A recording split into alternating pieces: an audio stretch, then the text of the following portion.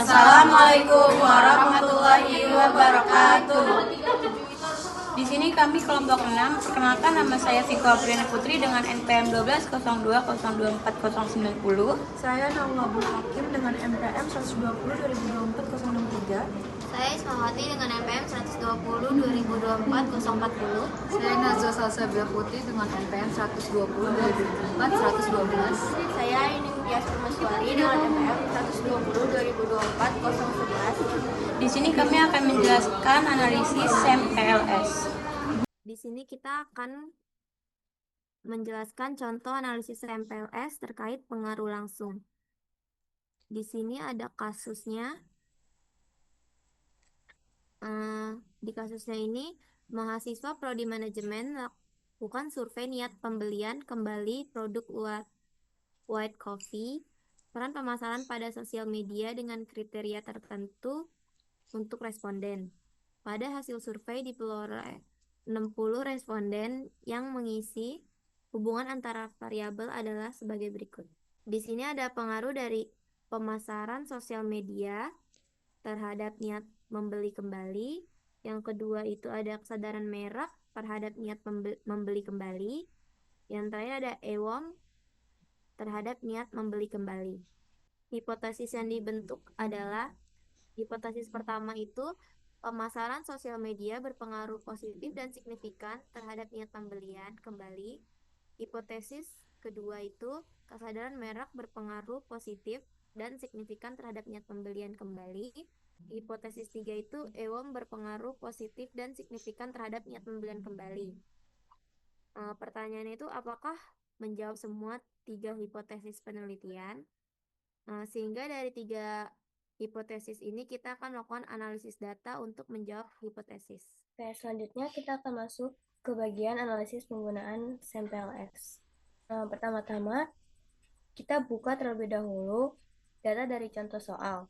Setelah itu, data tersebut kita simpan dalam format teks.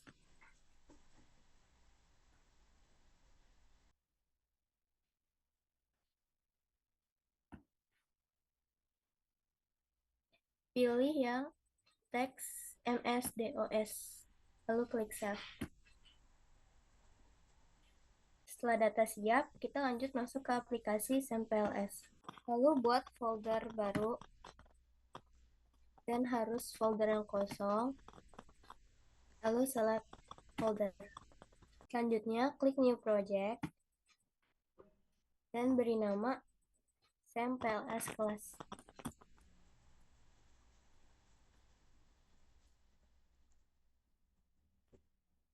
Lalu fit.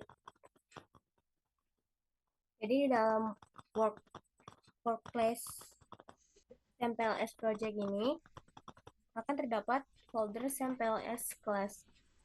Langkah berikutnya adalah mengimpor data yang tadi sudah diubah ke format txt.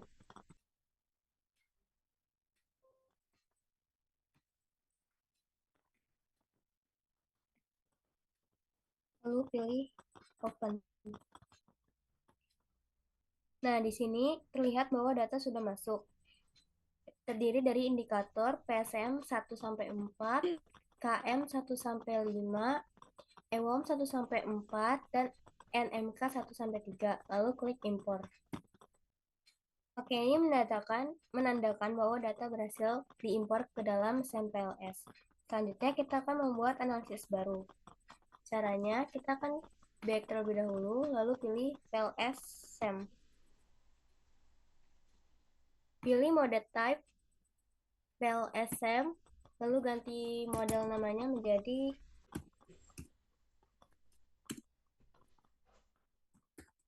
lalu klik save. Oke, setelah itu kita akan membuat variabel laten. Caranya cukup double klik, lalu kita ganti namanya menjadi PSM. Kemudian kita juga buat variabel lainnya, yaitu seperti KM,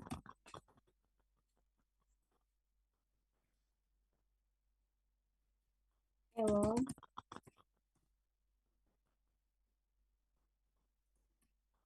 dan NM. Nah, untuk mengatur posisi lingkaran variabel, kita klik select, lalu sesuai kebutuhan model.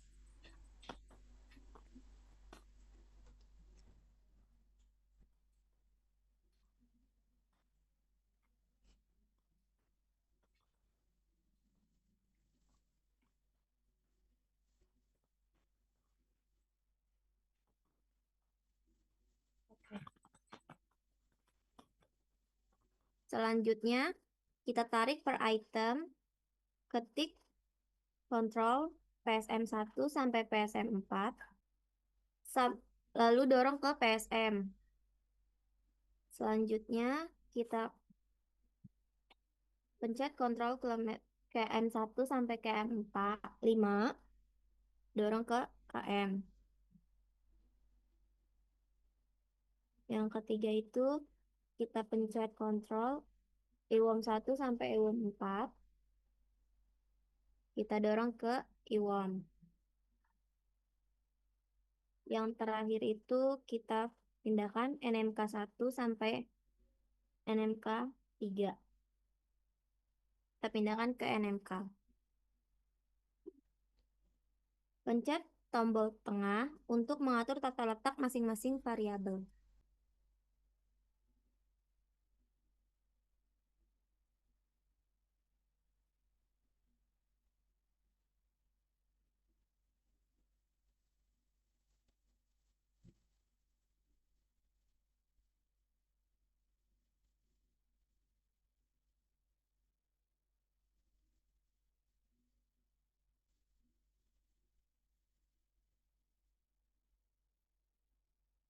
Jika sudah masing-masing variabelnya sudah per item, selanjutnya hubungkan PSM dengan NMK.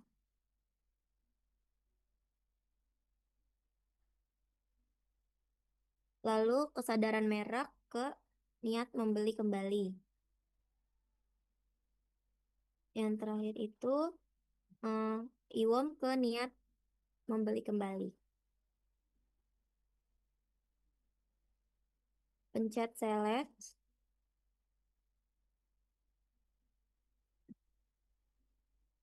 Untuk geser variabelnya.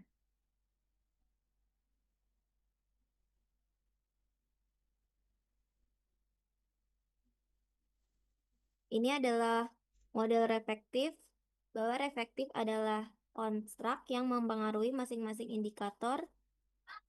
Lalu pencet calculate. Lalu pencet CMPLS algorithm.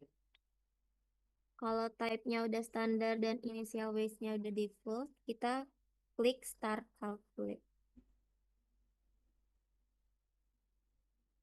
Selanjutnya akan dijelaskan oleh teman saya. Selanjutnya, jika sudah membuat SMPLS-nya, lalu kita pindahkan atau SS ke PPT.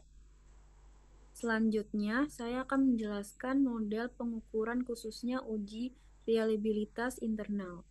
Uji reliabilitas internal dilihat dari dua indikator, yaitu Cronbach alpha dan composite reliability. Berdasarkan hasil pengujian dapat dilihat bahwa nilai Cronbach alpha pada seluruh variabel, yaitu IWOM, kesadaran merek, niat membeli kembali, dan pemasaran sosial media, memiliki nilai di atas 0,7, sehingga dapat disimpulkan bahwa seluruh variabel bersifat reliable. Selain Cronbach alpha, penelitian ini juga menggunakan composite reliability. Karena berdasarkan penelitian terdahulu, indikator ini lebih direkomendasikan untuk mengukur reliabilitas internal. Hasil menunjukkan bahwa nilai composite reliability pada seluruh variabel juga lebih besar dari 0,7. Dengan demikian, dapat disimpulkan bahwa reliabilitas internal telah terpenuhi, baik berdasarkan Cronbach alpha maupun composite reliability, sehingga seluruh variabel dalam penelitian ini dinyatakan reliable dan layak digunakan untuk analisis selanjutnya. Selanjutnya ke model pengukuran 2 pada penjelasan fadilitas diskriminan. Fadilitas diskriminan dinilai dengan melihat nilai cross-loading, yaitu dengan cara membandingkan nilai loading indikator pada struktura sendiri dengan nilai loading pada konstruk lainnya. Suatu indikator dinyatakan memenuhi fadilitas diskriminan apabila nilai loading pada konstruk asal lebih besar dibandingkan dengan konstruk lainnya. Pada konstruk IWAM atau IW1 sampai dengan IW4 memiliki nilai loading tertinggi pada konstruk IWAM dibandingkan dengan konstruk lainnya seperti KM, NMK, dan PSM. Sebagai contoh, IWAM1 memiliki nilai loading sebesar 0,867 pada konstruk IW yang lebih besar dibandingkan loading pada konstruk lainnya. Hal ini menunjukkan bahwa indikator IWAM memenuhi kriteria fadilitas diskriminan. Selanjutnya, pada konstruk kesadaran merek atau indikator KM1 sampai dengan KM5 juga menunjukkan nilai loading yang lebih tinggi pada konstruk KM dibandingkan dengan konstruk lainnya. Misalnya, KM4 memiliki nilai loading sebesar 0,785 pada konstruk KM yang lebih besar dibandingkan loading pada konstruk lainnya. Dengan demikian, konstruk kesadaran merek memenuhi fadilitas diskriminan. Pada konstruk niat membeli kembali atau NMK1 sampai dengan NMK3 memiliki loading tertinggi pada konstruk NMK dibandingkan dengan konstruk lainnya. Contohnya, NMK1 memiliki nilai loading sebesar 0,908 pada konstruk NMK sehingga dapat dinyatakan bahwa konstruk niat membeli kembali memenuhi fadilitas diskriminan. Dan yang terakhir, pada konstruk pemasaran sosial media atau PSM indikator 1 sampai dengan PSM 4 menunjukkan nilai loading yang lebih tinggi pada konstruk PSM dibandingkan dengan konstruk lainnya. Sebagai contoh, PSM 3 memiliki nilai loading sebesar 0,796 pada konstruk PSM yang lebih besar dibandingkan konstruk lainnya. Jadi, kesimpulan berdasarkan hasil cross loading, seluruh indikator memiliki nilai loading tertinggi pada konstruknya masing-masing dibandingkan konstruk lainnya. Dengan demikian, model pengukuran dinyatakan telah memenuhi kriteria fadilitas diskriminan. Oke, selanjutnya masuk ke model pengukuran 3. Pada fadilitas konvergen ini dilihat dari nilai outer loading pada masing-masing indikator terhadap konstruknya sendiri. Kriteria nilai loading harus lebih dari 0,6 dan menurut Hair et al. 2017. Nilai 0,6 masih dapat diterima untuk model reflektif. Untuk konstruk IWAM atau indikator IW1 sampai dengan IW4 memiliki nilai loading di atas 0,6 sehingga dapat disimpulkan bahwa indikator IWAM memenuhi kriteria fadilitas konvergen. Kemudian pada konstruk kesadaran merek KM, indikator KM1 sampai dengan KM4 menunjukkan nilai loading lebih dari 0,6 sehingga konstruk kesadaran merek dinyatakan valid secara konvergen. Selanjutnya, untuk konstruk nilai membeli kembali atau NMK indikator 1 sampai dengan NMK3 memiliki nilai loading di atas 0,6 sehingga memenuhi kriteria fadilitas konvergen. Terakhir, pada konstruk pemasaran sosial media, PSM 1 sampai dengan PSM 3 juga memiliki nilai loading lebih besar dari 0,6, sehingga dapat disimpulkan bahwa konstruk pemasaran sosial media memenuhi kriteria fadilitas konvergen. Jadi, berdasarkan hasil outer loading tersebut, seluruh konstruk dalam model pengukuran ini dinyatakan telah memenuhi fadilitas konvergen. Selanjutnya pada model struktural, yang pertama adjusted R square. Pada nilai adjusted R square sebesar 0,619 menunjukkan bahwa 61,9% variasi niat pembelian dapat kembali dijelaskan oleh EWOM, kesadaran merek, dan pemasaran sosial media. Yang kedua, nilai predictive relevance Q pangkat 2. Pada nilai Q pangkat 2 sebesar 0,638 atau lebih besar daripada 0, menunjukkan bahwa model memiliki kemampuan prediksi yang baik. Selanjutnya, model struktural pada goodness of fit atau GOF. nilai GOP sebesar 0,698 atau lebih besar dari 0,38 menunjukkan bahwa model penelitian memiliki kesesuaian yang sangat baik dan layak digunakan.